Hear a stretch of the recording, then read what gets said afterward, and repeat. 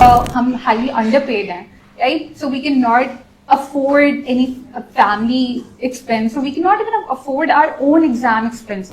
सहने के बाद फिर हस्बैंड का भी मूड ऑफ है कि आप नाइट करके आई हैं, सारा वक्त थी नहीं, इतनी शर्मिंदगी हस्बैंड महसूस करता है। They want to resume their practice ना, तो उसमें फिर उनको प्रॉब्लम्स बहरहाल होती है। Across the UK 40 working hours per week हैं फॉर द डॉक्टर्स, और उसके अंदर जो कॉन्सेप्ट ऑफ 24 आवर ड्यूटी है वो अब कहीं ना कहीं ख़त्म होता हुआ नज़र आ रहा है। Key factors in deciding not to pursue training in Pakistan because कोई वर्क लाइफ बैलेंस नहीं है कि जब तक वर्क लाइफ बैलेंस नहीं होगा तो मसाइल हल नहीं होंगे, और फ्लेक्सिबल वर्किंग आवर्स ये इसका एक सलूशन है। हमारे गवर्नमेंट हॉस्पिटल में सबसे पहले तो बेसिक फैसिलिटी का फुकदान है, कमरे नहीं है, रूम्स नहीं है, अच्छा अगर चले वॉशरूम भी हैं, सारी चीज़ें हैं, उसके बावजूद ना पानी नहीं आ रहा गाना या फिर पेशेंट के वाइटल्स लेना, ये तमाम काम at the same time are important, लेकिन ये हमारे काम नहीं है। अस्सलाम वालेकुम,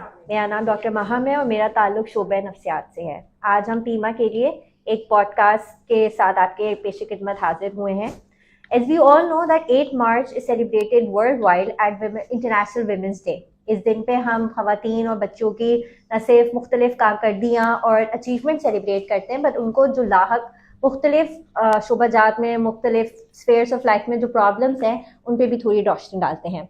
इसी कॉन्टेक्स्ट में आज एक बहुत पर्टिनेंट इशू के साथ पाकिस्तान इस्लामिक मेडिकल एसोसिएशन की फीमेल विंग ने एक पॉडकास्ट ऑर्गेनाइज की है, जो आप थोड़ी देर में मुलाहिजा फरमाने जाने वाले हैं। Before I formally proceed for the discussion and introduce my panelist, कुछ फैक्ट्स एंड फिगर्स आपके सामने रखना चाहूँगी तो जब मेरी नज़रों से गुजरे मेरे लिए बहुत ही माइंड बॉगलिंग थे। Pakistan medical and dental council की जो रिसेंट डॉन न्यूज़ में स्टैटिस्टिक्स हैं, उन्होंने कॉल किया है कि पाकिस्तान में हेल्थ इमरजेंसी डिक्लेयर की जाए।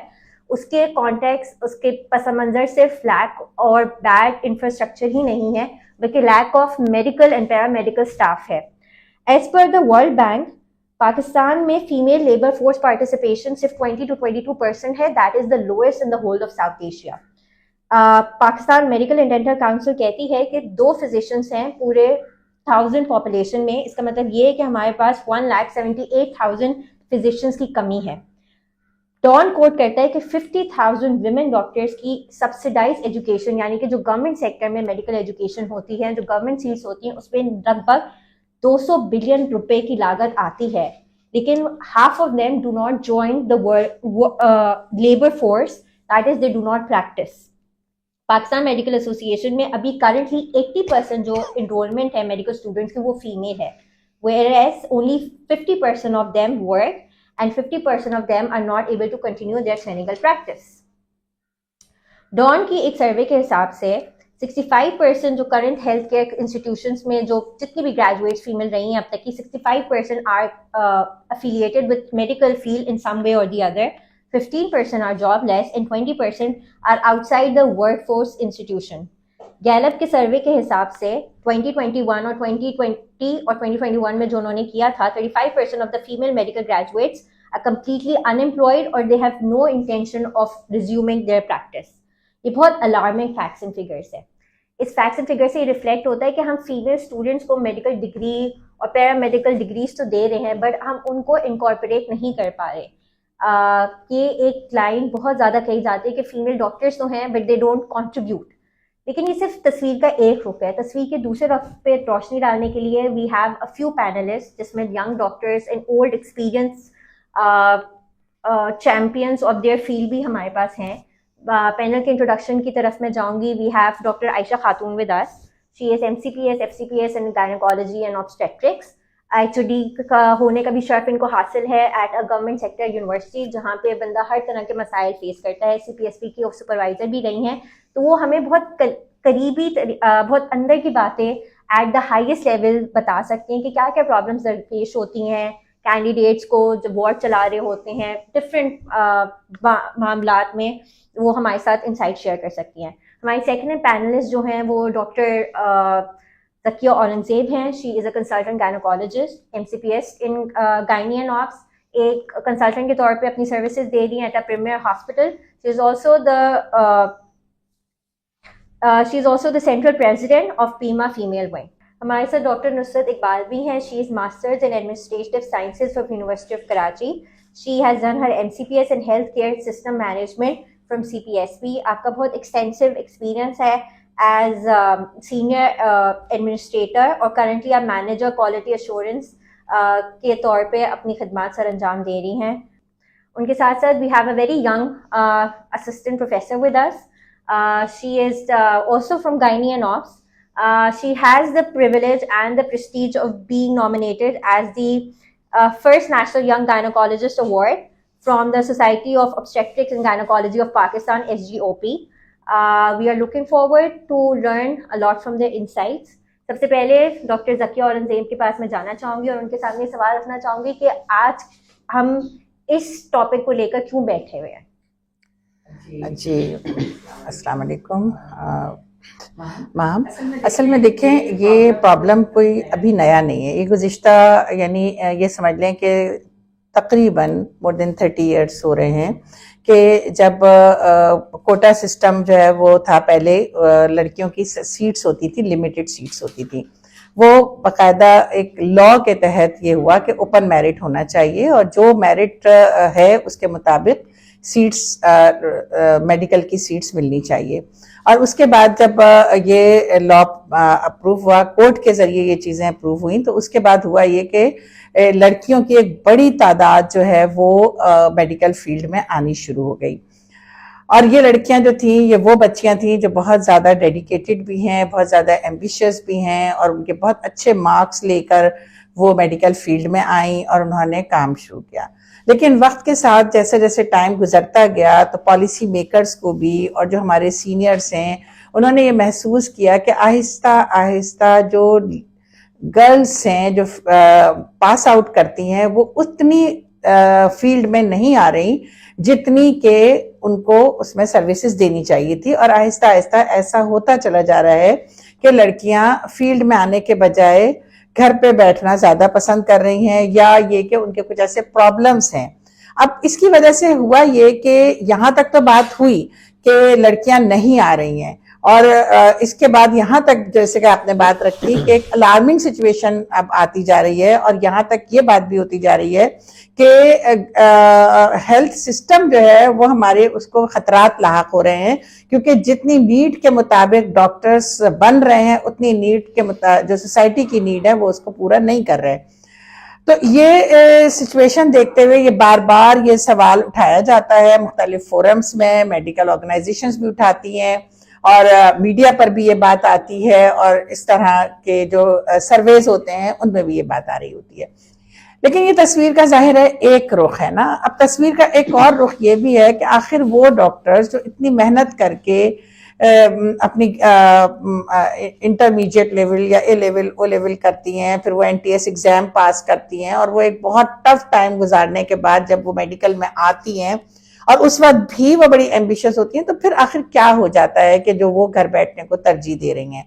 अब आपने जैसे कि एक बात रखी कि 35% डॉक्टर्स जो हैं वो फील्ड में नहीं आ रही हैं, तो क्या 35% डॉक्टर्स जो हैं वो ऐसी हैं कि जो जिनके कोई ख्वाब नहीं थे, जिनके कोई एम्बिशंस वो नहीं थी अपनी फील्ड के बारे में?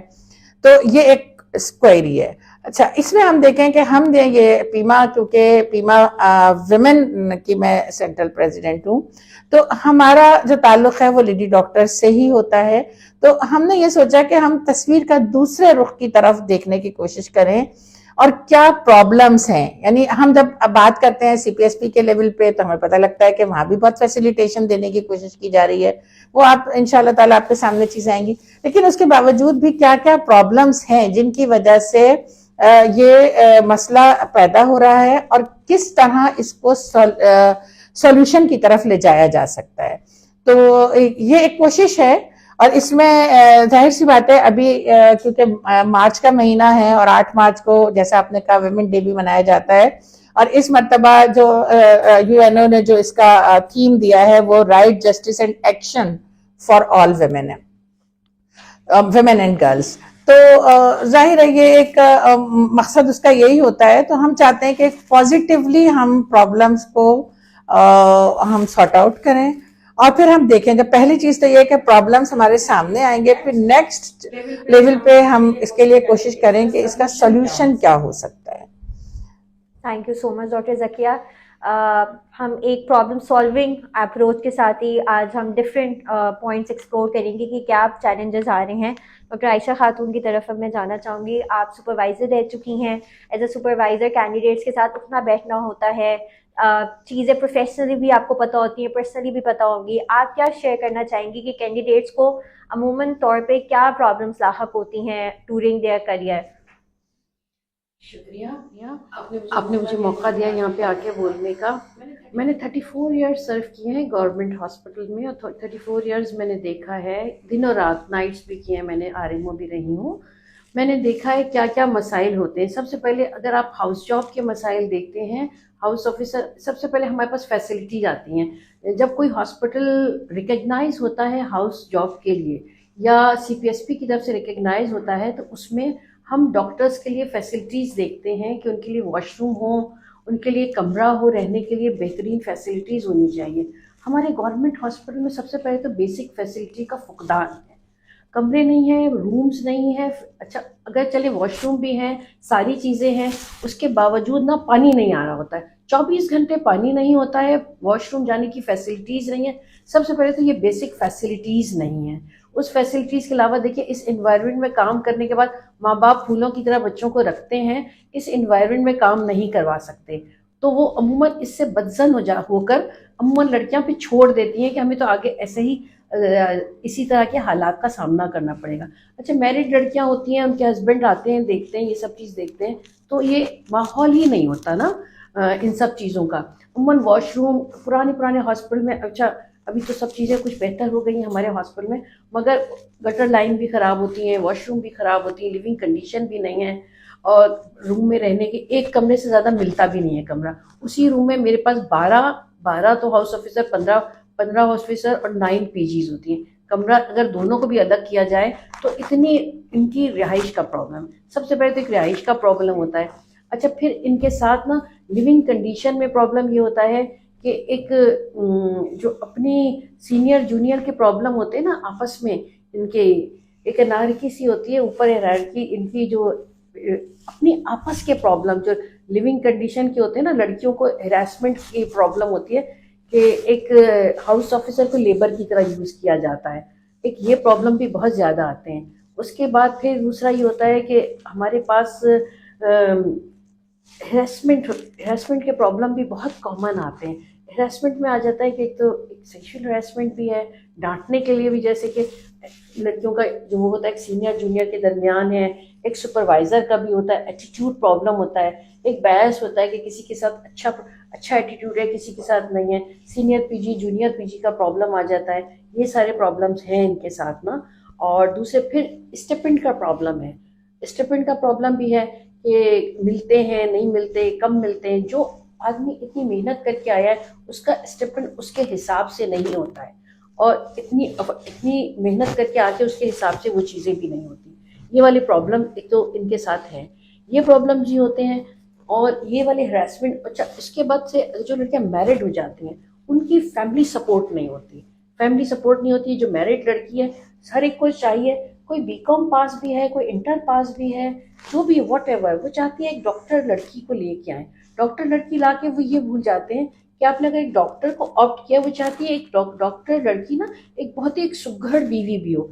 जब वो नाइट करके लड़की घर जाती है ना, तो खाना भी उसी ने एक अच्छी बिरयानी भी बनानी होती है कि सास को भी, अगर उसकी नंद अपने बच्चों के साथ आई हुई है तो उसको भी वैसे ही कैडर करना है, उसकी कंधा पेशानी से मिलना है, उसको पूरा टाइम भी देना है, बिरयानी भी बना के देना है, उसके बच्चों को कुकीज़ भी बना के देनी है, उसके बच्चों से भी मिलना है। अब नाइट पे जो कुछ झगड़े निपटा के आई है, जैसे पेशेंट के साथ आई है, सीनियर से आरएमओ से डांट भी खाई है उसने, और वो सब सहने के बाद फिर हस्बैंड का भी मूड ऑफ है कि आप नाइट करके आई हैं, सारा वक्त थी नहीं।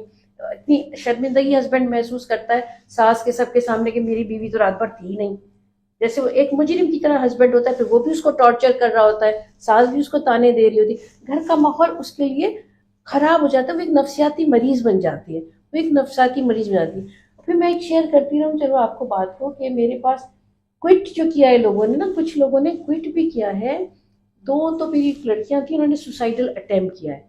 एक का सुसाइडल अटेम्प्ट हस्बैंड की हरासमेंट की वजह से था, और एक का सुसाइडल अटेम्प्ट अपने इन्वायरमेंट की उसकी वजह से था कि लड़कियां इतना टॉर्चर करती थी उसको, केस नहीं दे रही हैं, सीनियर उसको अपनी फेवरेटिज्म की वजह से, सीनियर लड़कियां जो होती, देखिए जो सुपरवाइजर है या जो एचओडी है वो तो टाइम पे मौजूद नहीं होता है, मगर जो लड़कियां उसको फेवरिज्म की वजह से उसको केस नहीं दे रही हैं या उसकी किसी वजह से नहीं दे रही हैं, वो इतनी डिप्रेस हुई, वो कहीं और से आई थी, पंजाब से कहीं से आई थी, हमारे पास रह रही थी, तो उसने इतना डिप्रेशन में गई, उसने किसी को बताया नहीं, उसने सुसाइडल अटेम्प्ट कर लिया। फिर उसका हस्बैंड आया, उसने हमें बताया, फिर पूरा ये हरासमेंट का केस चला उसका। तो इसका हल यही है कि आपने इसको ऐसे करना है कि जो सीनियर हैं अपनी पॉलिसीज़ बनाएं, अपने वार्ड को इस तरह लेके चलें, इस तरह के बयास जो लोगों के रवैये हैं वो उसका पता होना चाहिए, चीज़ों को आप एक्यूरेट लेके चलें, सिस्टमिक लेके चलें, और एक अच्छा इन्वायरमेंट दें अपने जूनियर्स को, अपने हाउस ऑफिसर्स को, लिविंग कंडीशन इम्प्रूव करें, हॉस्पिटल लेवल पे होना चाहिए ये सारी चीज़ें, लिविंग कंडीशन इम्प्रूव करें। वॉशरूम अगर जहाँ मेल है, हम बात करें सिर्फ गायनी की, जैसे बात करें हम लोग गायनी में ही हैं, मगर जहाँ मेडिसिन में भी हैं, हमारे और भी लोग हैं, वहाँ पर भी मेडिसिन में भी लड़कियों के लड़कों के वॉशरूम्स अलग होने चाहिए, मगर वहाँ पर भी सेम ही वॉशरूम होते हैं, सेम ही होते हैं, उन सब की अलग होनी चाहिए। लिविंग कंडीशन को इम्प्रूव करें। ये जो सुपरवाइजर्स के भी जो रवैये हैं वो भी बायस होते हैं, उनको भी इम्प्रूव करना चाहिए। और ये जो हरासमेंट वाली चीज़ें हैं, इनके लिए हरासमेंट कमेटी, अब तो अल्हम्दुलिल्लाह हर जगह हरासमेंट कमेटी है, उसमें एक कॉन्फिडेंशियलिटी होनी चाहिए। अब लड़कियों को भी बहुत शऊर आ गया है, स्टूडेंट्स को भी शऊर आ गया है, थोड़ा सा भी कोई प्रॉब्लम होता है वो कंप्लेन करते हैं, उसमें कॉन्फिडेंशियलिटी को मेंटेन रखते हुए इन केसेस को जजमेंट किया जाए, और उनको फिर उनको सज़ा दी जाए या उनको सॉल्व किया जाए, ताकि लोगों को पता चले कि अगर ऐसा कोई काम होगा तो उसका अंजाम ये होगा, उनको बताया जाएगा। हम लोगों ने भी काफ़ी इस तरह के केसेस सॉल्व करके लोगों को बताया है, तो इन चीज़ों का म्यार बहुत कम हो गया है। और दूसरे अक्सर ये होता है कि लड़कियां वार्ड में है, काम कर रही हैं, छोटे अगर किसी केसेस में है, कोई इमरजेंसी आ गई, तो अमूमन एक या दो गवर्नमेंट हॉस्पिटल में ये होता है कि यहाँ से एक अब्रप्शो प्लेसेंटा आ गया है, एक पेशेंट शॉक में आ गई है, एक एक टॉपिक है, एक छोटी सी वार्ड में ड्रिप बंद हो गई है, तो बार बार अटेंडेंट आता है, ड्रिप बंद हो गई है, ड्रिप बंद हो गई है, ड्रिप बंद हो गई है। अगर उसको अटेंड नहीं किया ना, वो फिर पता चलता है 10 लोगों को बुला देता है, 10 के 10 जो है ना लेबर रूम में और थिएटर में सब पे हमला कर देते हैं कि हम 10 दफ़ा बुला रहे हैं, हमारे पेशेंट को कोई अटेंड नहीं कर रहा। तो एक ये जो है ना हरासमेंट, ये बहुत ज़्यादा हो गया है। इसके Sindh high court, Sindh commission ने भी इस पर कोई एक्शन लिया हुआ है, और पेमरा ने भी बताया हुआ है कि इस तरह से करने पे 5 साल की कैद का जुर्माना है, मगर इस पर कोई इम्प्लीमेंटेशन नहीं हुआ है। हॉस्पिटल बेस्ड कमेटीज़ को चाहिए इन चीज़ों पे इम्प्लीमेंटेशन करें, इन लोगों को पकड़ें और उसी वक्त हॉस्पिटल में डालें। होता ये है कि उसी वक्त गार्ड आते हैं, वो आते हैं, पुलिस को भी अगर बुलाया जाता है तो कोई एक्शन लिया नहीं जाता है, दे दिला के काम पूरा हो जाता है। इन पे इम्प्लीमेंटेशन की ज़रूरत है, ताकि जो लेडीज़ का वर्क प्लेस है, अगर एक लेडी डॉक्टर को भी इस तरह का सामना करना पड़ता है, इस तरह के मॉब्स का सामना करना पड़ता है, तो फैमिली फिर नहीं छोड़ती है।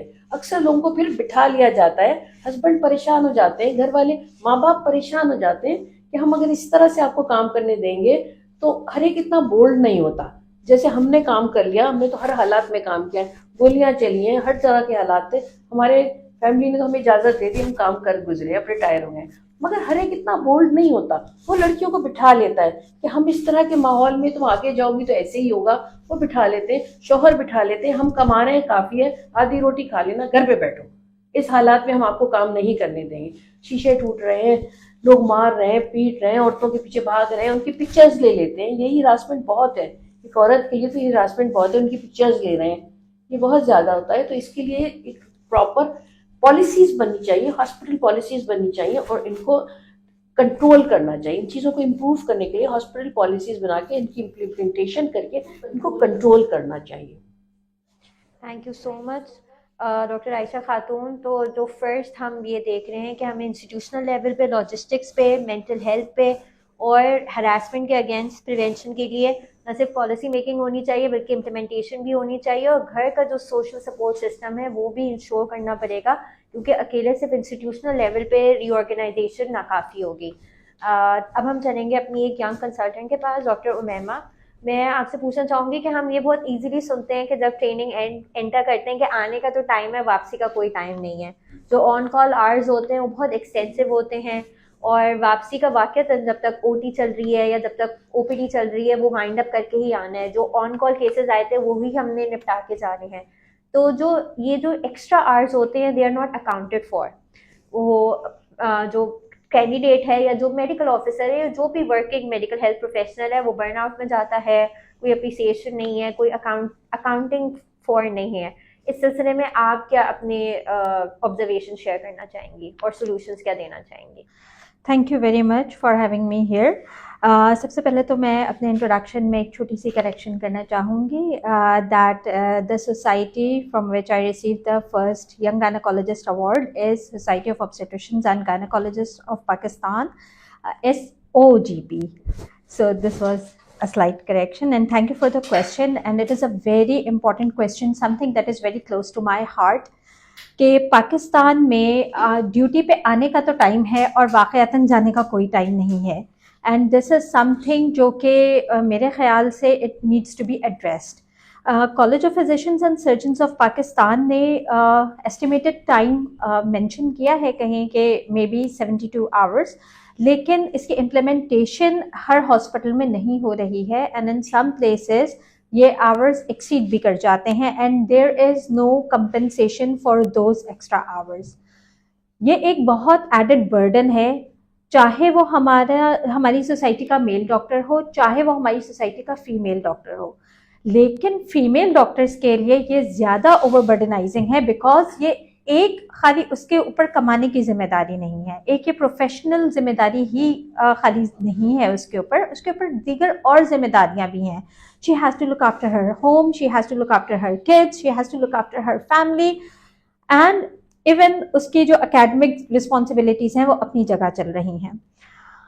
अगर हम इसको देखें कि दुनिया भर में क्या हो रहा है, तो पाकिस्तान के अलावा हम बहुत सारे सिस्टम्स को बहुत अप्रिशिएट करते हैं, उनको अडॉप्ट करने की कोशिश करते हैं। So there is fixed working hours. UK में जैसे there are 40 working hours for doctors, all across the UK 40 working hours per week हैं फॉर द डॉक्टर्स, और उसके अंदर जो कॉन्सेप्ट ऑफ 24 आवर ड्यूटी है वो अब कहीं ना कहीं ख़त्म होता हुआ नज़र आ रहा है। मैक्सिमम जो ड्यूटी आवर्स हैं अगर वहाँ पे चल रहे हैं that is 8 hour duty, and other than that 12 hour duty है। 24 hour duty is still there in some small hospitals, और अगर 24 आवर ड्यूटी है तो उसके अंदर in some hospitals there is मतलब ऑप्शन कि they do 12 hours on site and then 12 hours they are available on phone, या उनके पास जो है वो उनका बीप होता है। Through that they are connected with the hospital and they respond to the emergency calls.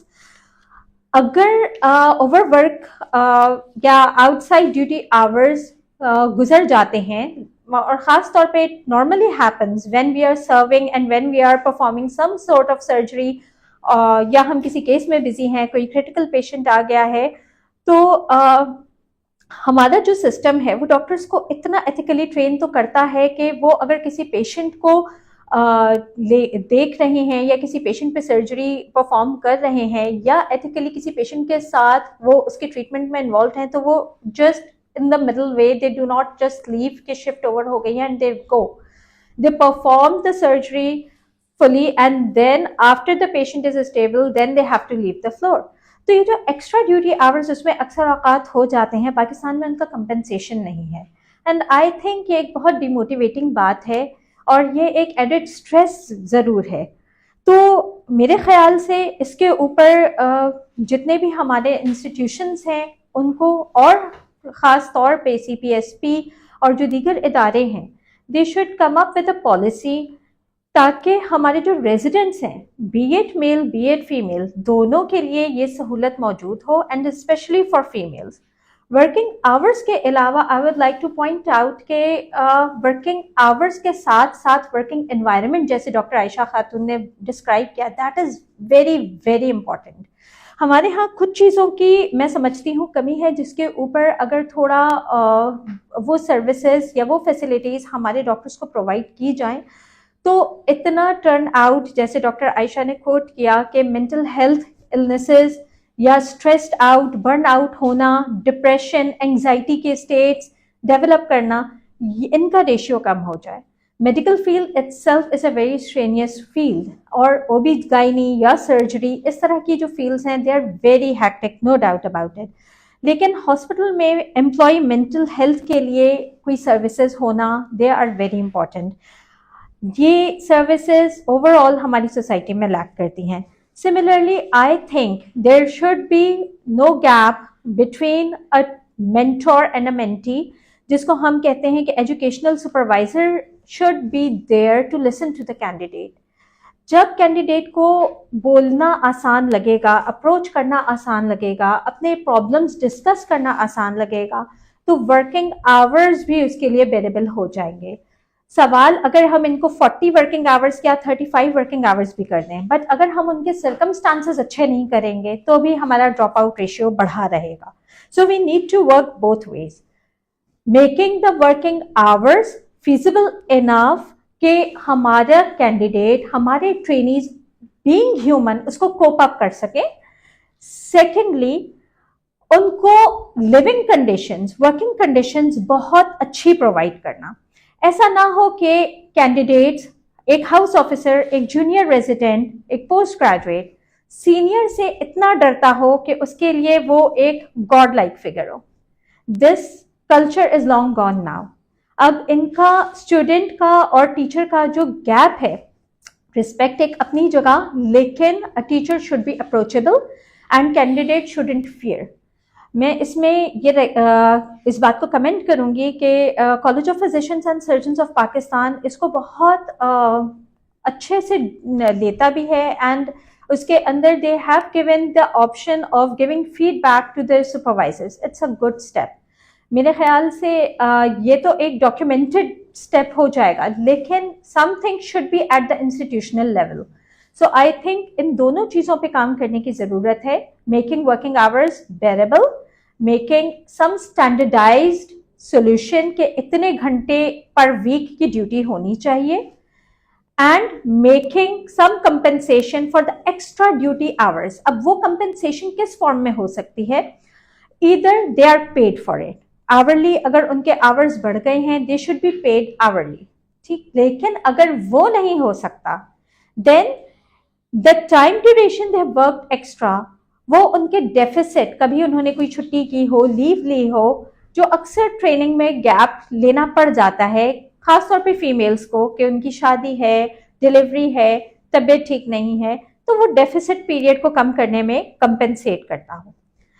या फिर हम एक चीज़ जो मैं समझती हूँ मेरे इंस्टीट्यूट में, मेरे वार्ड में बहुत अच्छी हो जाती है, वो ये कि वंस अगर कोई ऐसी कॉल आती है जिसमें कुछ post graduates they are very occupied और उनके आवर्स बहुत ज़्यादा हो गए हैं, so we give them an extra off so that they can replenish their energies. We do not expect कि अगर एक बच्ची सुबह 8:30 बजे एक जूनियर डॉक्टर आई है, पोस्ट ग्रेजुएट आई है, वो अगले दिन पूरी ड्यूटी करके अपने तमाम केसेस करके उसको शाम के 6 बज गए हैं, एंड देन शी गोज, या रात के 8 बज रहे हैं, and then she goes and she comes back and reports again at 8:30 AM। सो उसका तो रेस्ट कहीं का भी नहीं हुआ।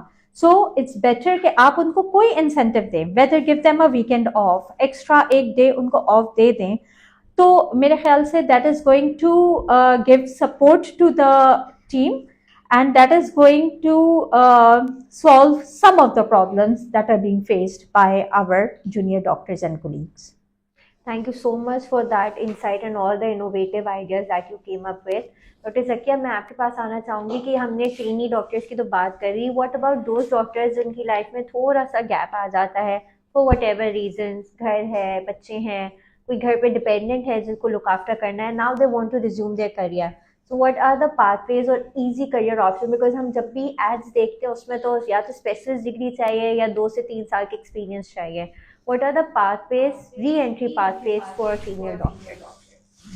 देखिए, मुझे लगता है कि ये जो हम कह रहे हैं ना कि जो डॉक्टर्स ड्रॉप आउट में जा रहे हैं, तो इसमें ऐसे हमें बहुत डॉक्टर्स मिल सकते हैं कि जो एक पर्टिकुलर टाइम था जिसमें वो प्रैक्टिस नहीं कर सके थे, and now they want to resume their practice. और इसमें होता ये है कि ये शुरू के जो 5-6 साल होते हैं, ये एक पीरियड होता है। उसके बाद इतनी स्टेबिलिटी आ जाती है, फैमिली से अंडरस्टैंडिंग हो जाती है, बच्चे स्कूल गोइंग हो जाते हैं, हस्बैंड से कॉपरेशन मिलने लगता है, और इस तरह और फैमिली सपोर्ट सिस्टम भी डेवलप होने में जो टाइम लगता है। उसके बाद जब वो लड़कियां रिज्यूम करना चाहती हैं, इसमें दोनों पाथवेज होते हैं। एक तो ये कि वो पोस्ट ग्रेजुएट ट्रेनिंग सिस्टम में जाना चाहती हैं, या वो पोस्ट ग्रेजुएट ट्रेनिंग में नहीं जाना चाहती, वो just like they want to resume their practice ना। तो उसमें फिर उनको प्रॉब्लम्स बहरहाल होती हैं।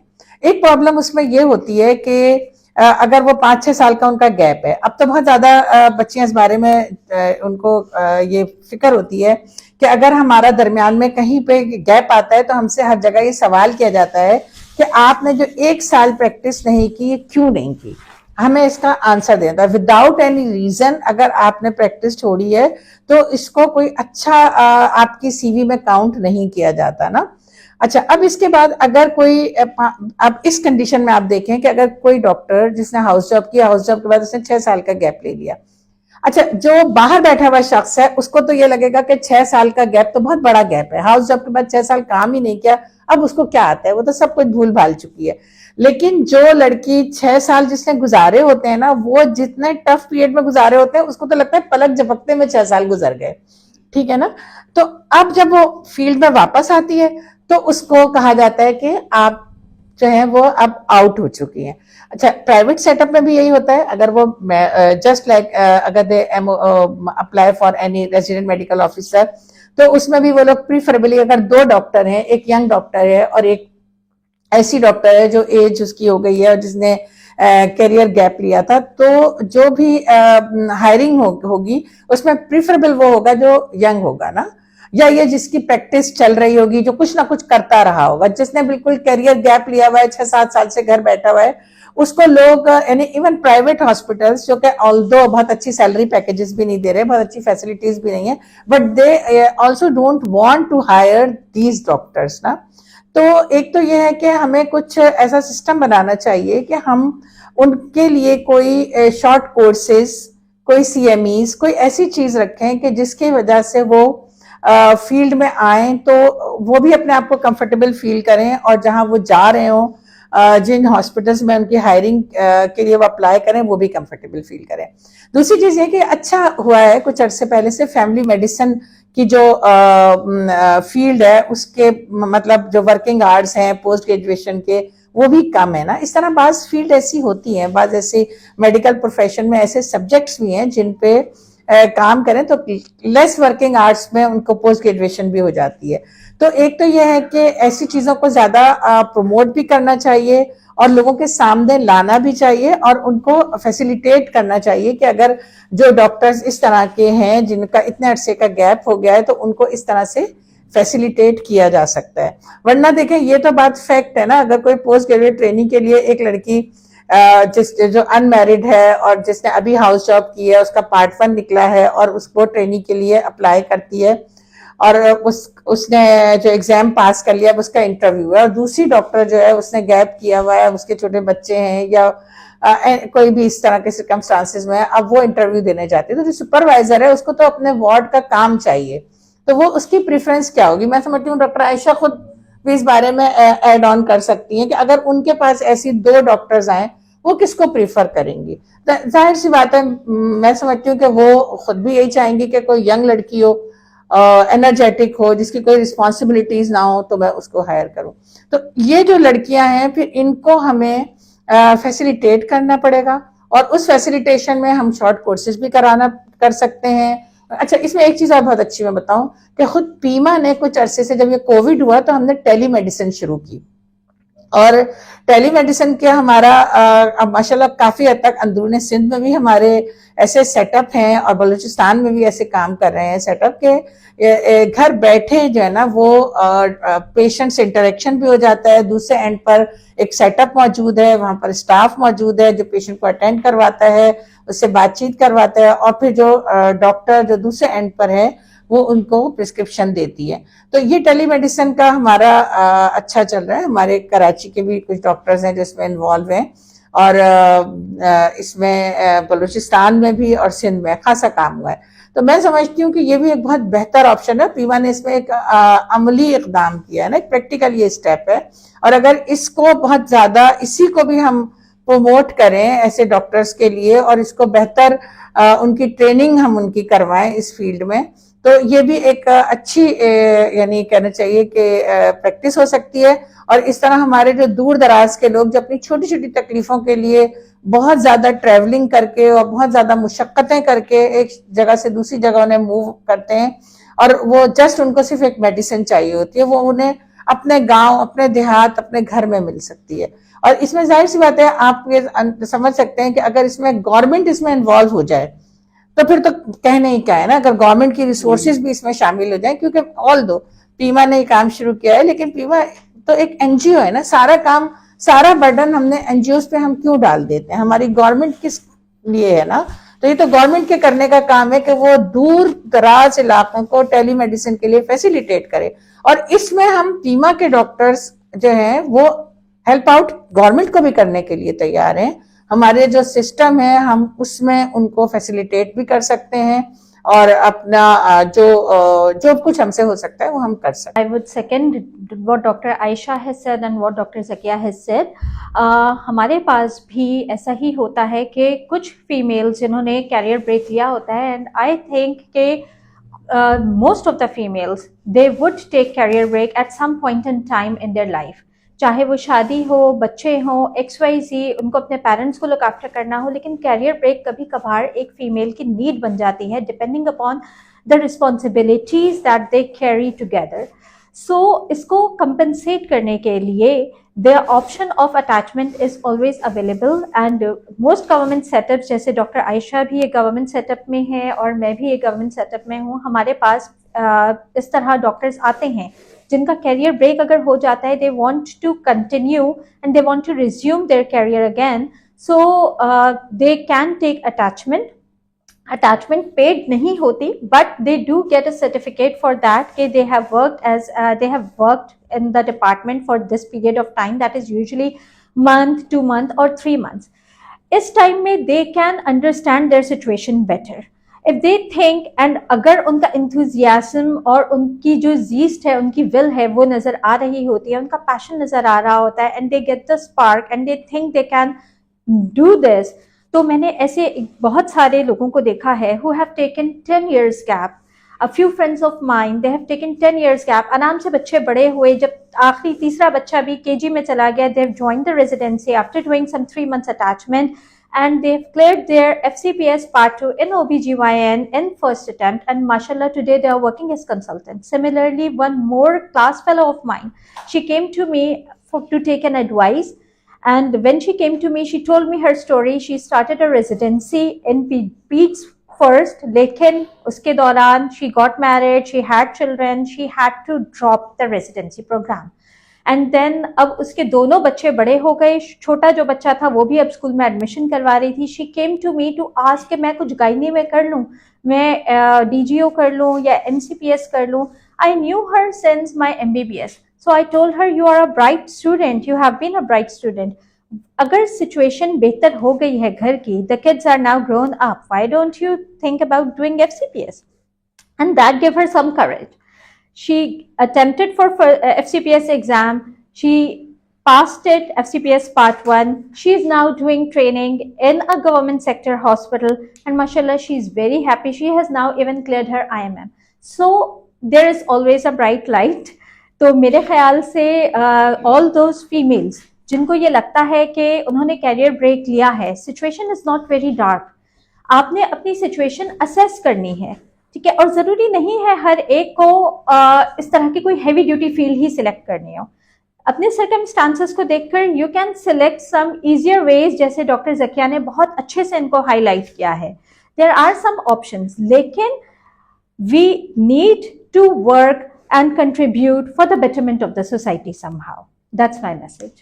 Thank you so much. तो हमने इस डिस्कशन से ये अखज़ किया कि करियर ब्रेक होना is a normal right of passage. Female doctors को हम इस बात पे काउंट आउट नहीं कर रहे कि just because they had a career break they are of no use to us. और इस re transition and re entry into the medical field को हमें हर लेवल पे फैसिलिटेट करना चाहिए, चाहे हम सिस्टम में हों, चाहे हम उनके कुलीग हों, चाहे हम उनके सीनियर हो, या चाहे हम उनके वेल विशर हो, इन सम वे और the other, because we do need those female doctors in our system, clinically और नॉन क्लिनिकली. मैं डॉक्टर आयशा के पास फिर से जाना चाहूँगी. मैम, एज अ सुपरवाइजर आप CPSP से एफिलिएटेड रही हैं. What are the rules and regulation in place जो फैसिलिटेट करते हैं फीमेल डॉक्टर्स को? बहुत अच्छा सवाल किया आपने. अच्छा, CPSP के जो रूल है ना फीमेल के लिए, जिस तरह आपने परसेंटेज बताई कि फीमेल छोड़ जाती हैं इसको, CPSP हमें बहुत ज़्यादा फैसिलिटेट कर रहा है, फीमेल के लिए फैसिलिटेट कर रहा है कि आप अपने वर्किंग इन्वायरमेंट को बहुत फ्लेक्सिबल किया हुआ है उन्होंने जिस तरह से, और उसको इस तरह से स्टैंडर्ड को इतना मेंटेन किया हुआ है कि आप उसको एक जैसे एक अच्छा डॉक्टर, अच्छा कंसल्टेंट बना के निकालना है.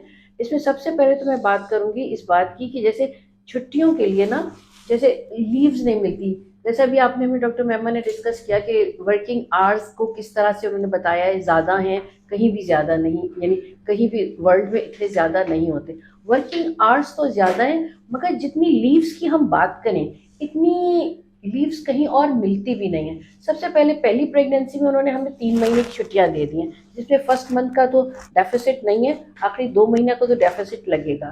फिर ये है कि 15 डेज़ की, 6 मंथ में 15 डेज़ की लीव्स हैं, 15 डेज़ की लीव्स हैं. अच्छा, इसके बाद ये है कि इनको फिर सेकंड में भी 2 महीने की छुट्टियां, सेकंड प्रेगनेंसी में भी 2 महीने की छुट्टियां मिल जाएंगी.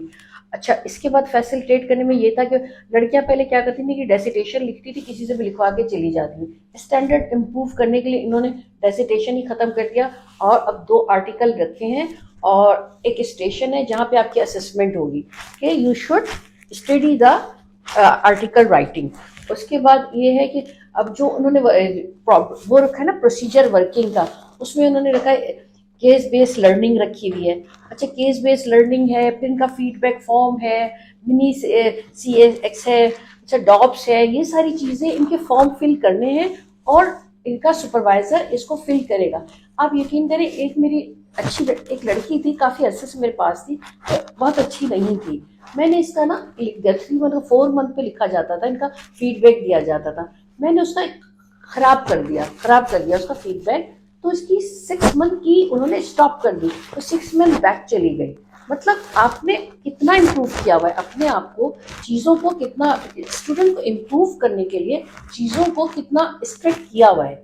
और फिर एग्जाम का पैटर्न, पहले 2 पेशेंट रखे जाते थे, उस पर पूरी जिंदगी का 4 साल का इन्हिसार होता था कि इसी पर आपने असेस कर लेना है कि क्या है. लड़कियां आ जाती थी, कभी वो एग्जाम बैस हो जाते थे, कभी पेशेंट खराब होता था, लड़की कहती मेरी किस्मत ही खराब है, पेशेंट ऐसा मिल गया, लैंग्वेज ऐसी है. अच्छा, अब क्या है, आपको इतने सारे लोगों को वो करना है, जो टोक्स आ गया है, जो ऑस्टीज है, इसमें आपकी किस्मत की तो बात ही नहीं है, इतने सारे एग्जाम देने और बहुत अच्छा रिजल्ट आ रहा है. इससे रिजल्ट भी बहुत अच्छा आ रहा है, असेसमेंट भी बहुत अच्छी है. और जो रूल रेगुलेशन है, सारे रूल रेगुलेशन हमारे लिए फेवर में आ रहे हैं, सारी लड़कियों के लिए फेवर में और सुपरवाइजर से भी फेवर में. इससे सुपरवाइजर की भी एफिकेसी और उनका भी वो हो रहा है, इत्तेसाब कहना चाहिए ना.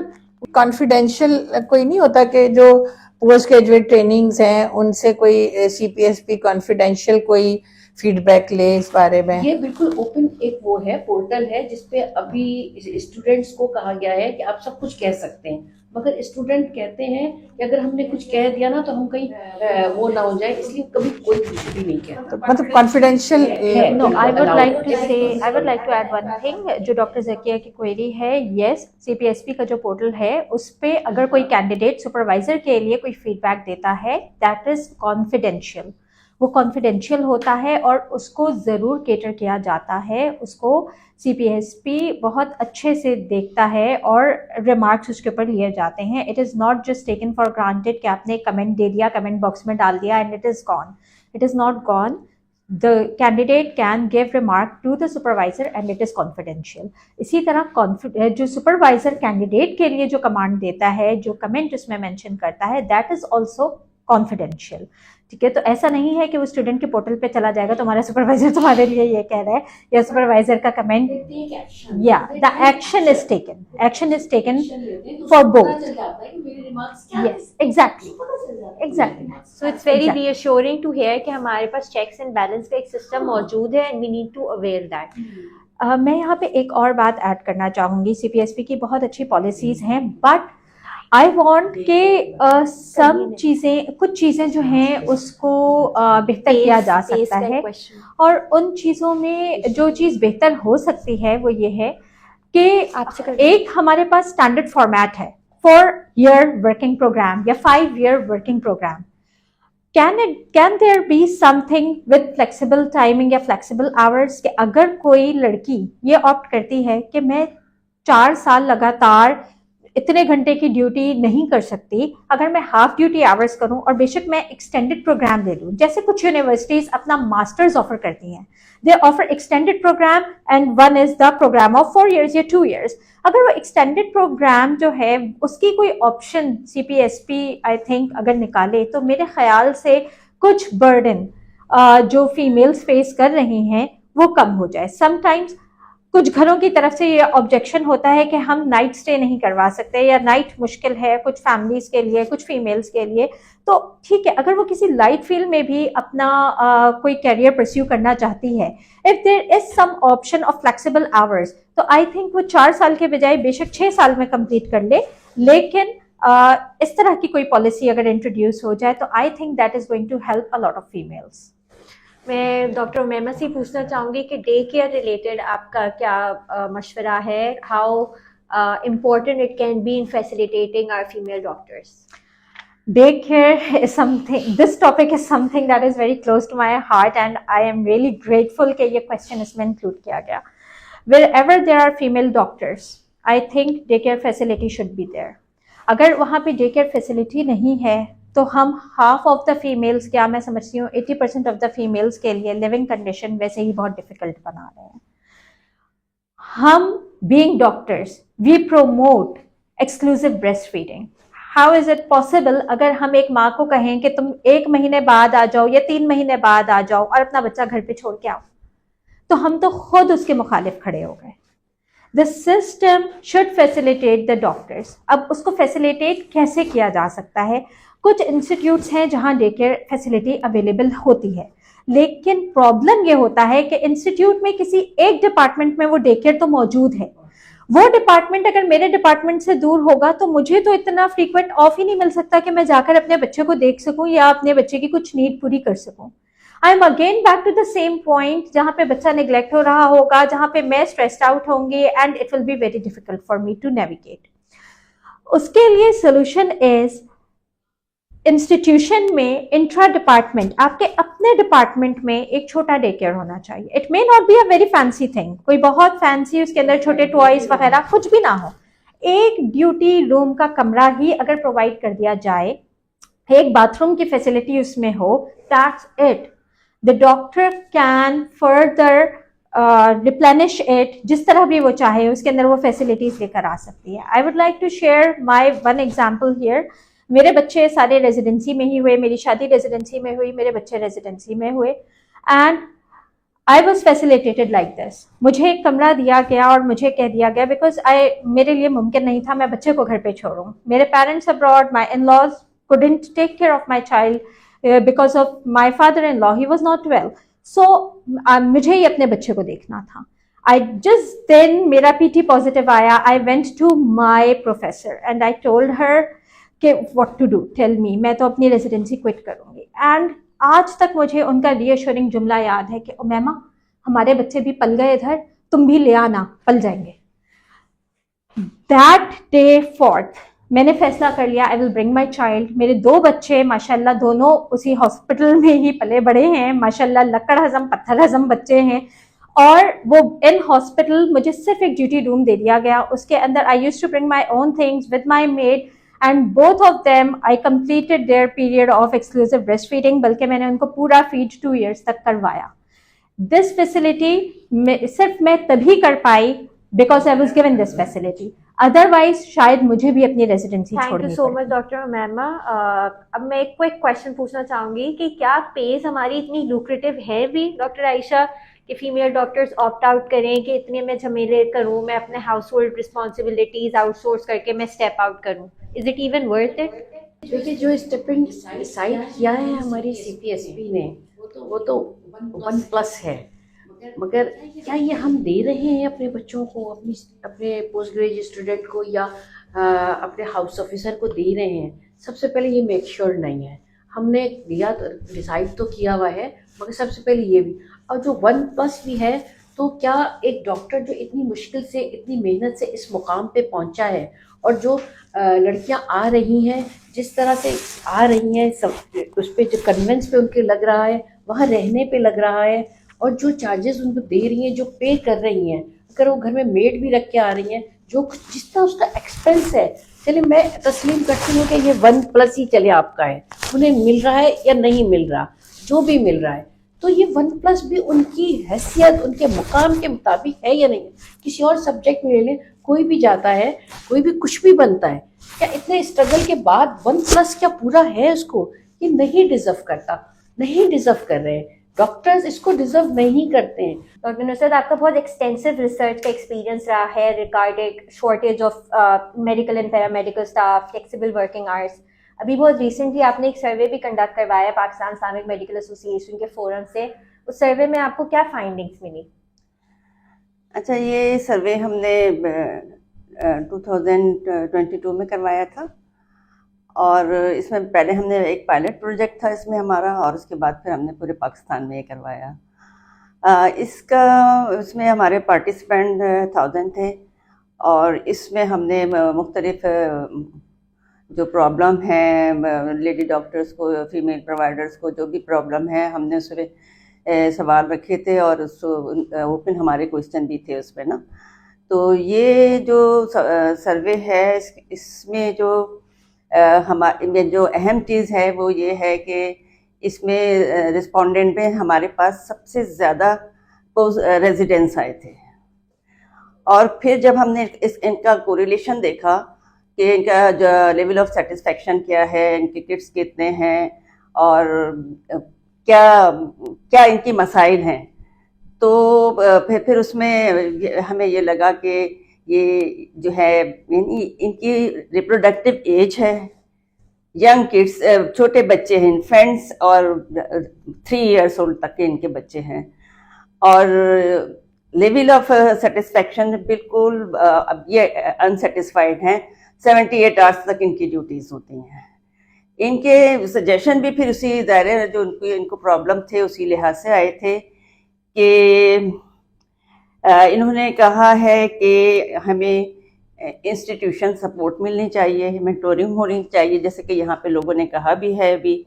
इसके अलावा जो है डे केयर फैसिलिटी होनी चाहिए at work place, team support होनी चाहिए, और इसके अलावा उन्होंने मेजॉरिटी ने उनकी फ्लेक्सिबल वर्किंग ऑप्शन को रखा है ना, कि ये होनी चाहिए ना। तो ये हमारा ये सर्वे था हमारा, इसकी रिकमेंडेशन ये थी ना। अच्छा, thank you so much doctor Nusrat. हम अक्सर बातें तो करते हैं लेकिन कोई रिसर्च और एविडेंस बेस्ड उस पर रोशनी नहीं डालता। आपके सर्वे रिजल्ट्स की वजह से वी आर श्योर कि जो हमने बात की है वो रिसर्च बेस्ड है। अब तक आपका जितना भी फ्लेक्सिबल वर्किंग आवर्स या फीमेल डॉक्टर्स के लिए फैसिलिटेशन रिलेटेड जो भी काम रहा है, उसमें आपको क्या लगता है कितनी सक्सेस रही है? क्या पॉलिसी मेकिंग पे असरअंदाज रह चुके हैं? आपका क्या तजुर्बा रहा है? अच्छा, देखिए, मैं सारे पीमा के प्लेटफॉर्म से काम करती हूँ ना, और हमने इस पे जो है अपने कन्वेंशन में हमने पैनल डिस्कशन रखवाए हैं फ्लेक्सिबल वर्किंग ऑप्शन पे। इसके अलावा हमने जो भी मेरे ख्याल में हार्डली 2 साल इसको हुए हैं ना, हमने पाकिस्तान लेवल पे वर्क लाइफ बैलेंस पे हमने प्रोग्राम कराए थे अपने सारे सिटीज़ में ना। तो क्योंकि ये इशू भी फ्लेक्सिबल वर्किंग ऑप्शन से जुड़ा हुआ है, और इसके अलावा जो है हमने CPSP के लेवल पे हमने काम किया है। हमारी जो है शूरा की मेंबरान ने जो है मुलाकात की है, इस इशू पे उनसे कहा है कि आप अपनी पॉलिसीज़ बनाएं। तो ये हमारा काम है इस पे ना। उसमें आपको क्या चैलेंजेस दरपेश है अभी भी? इसमें ज़्यादा चैलेंजेस तो इस वक्त सभी को हैं, सभी के हमने पेश किए हैं, लेकिन हमारे यहाँ जो है ना ये ऑप्शन को अभी इतना सीरियसली नहीं लिया गया है। मतलब हमने तो अवेयरनेस दी है लोगों को कि ये आपके पास है ऑप्शन ना, लेकिन हम देखते हैं कि गवर्नमेंट के लेवल पे कोई इसका कोई अभी तक कोई पॉलिसी नहीं बनी है, कोई लॉ नहीं बना है, कोई इम्प्लीमेंटेशन नहीं है इन सारी चीज़ों पे। तो सबसे पहले तो इस पे गवर्नमेंट को ही काम करना होगा ना, उसके बाद ही प्राइवेट इंस्टीट्यूशन भी इस पे काम करेंगे। तो उस लेवल पे काम करना चाहिए। मेरा ख्याल है कि अब हमारी इस प्लानिंग में भी है कि हम असम्बली के लेवल पे भी जो फीमेल मेंबरान हैं, MNAs हैं, हम उनको अप्रोच करेंगे और उनको भी इस इशू की तरफ तवज्जो दिलाएंगे ना। और ये असल में वर्क लाइफ बैलेंस से जुड़ा हुआ है, क्योंकि जब तक वर्क लाइफ बैलेंस नहीं होगा तो मसाइल हल नहीं होंगे। और फ्लेक्सिबल वर्किंग आवर्स ये इसका एक सलूशन है। तो मुझे तो सिर्फ एक चीज़ ने बहुत अपील की थी, ये तकरीबन 2 साल पहले की बात है। NHS का एक ऐड आया था और उस ऐड में उन्होंने लिखा था कि हमारे पास फ्लेक्सिबल वर्किंग आवर्स की ऑप्शन मौजूद है। मतलब आप देखिए कि कितने हद तक काम हो चुका है उनके ना इस इशू पे। और इसके अलावा उनके जहाँ जो है मैटरनिटी लीव्स का बहुत अच्छा मतलब उनके यहाँ सिस्टम है, और 1 साल तक भी मिल जाती है लोगों को मैटरनिटी लीव्स ना। इस तरह जॉब स्टडी लीव्स जो है ना वो भी बहुत उसको वो फैसिलिटेट करते हैं।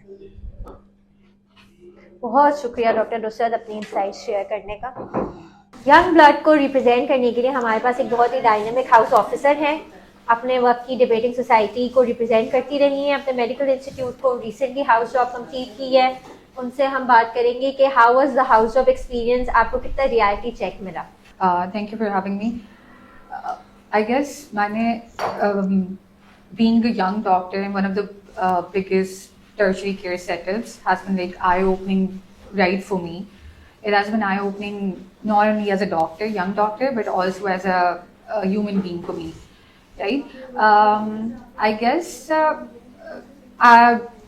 the pressure was mostly on the individual to be trained because learning was mostly passive, right? There had been a lot of issue with the workload that we had to cater,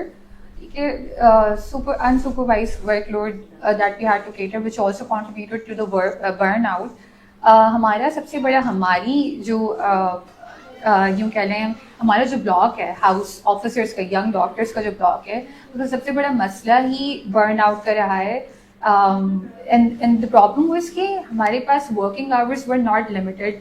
There were times जब हम 36 hours की भी call कर रहे थे in the wards which had like more and more workloads जैसे कि gynae and obs, and mostly that work was not related to the skills that we have as doctors.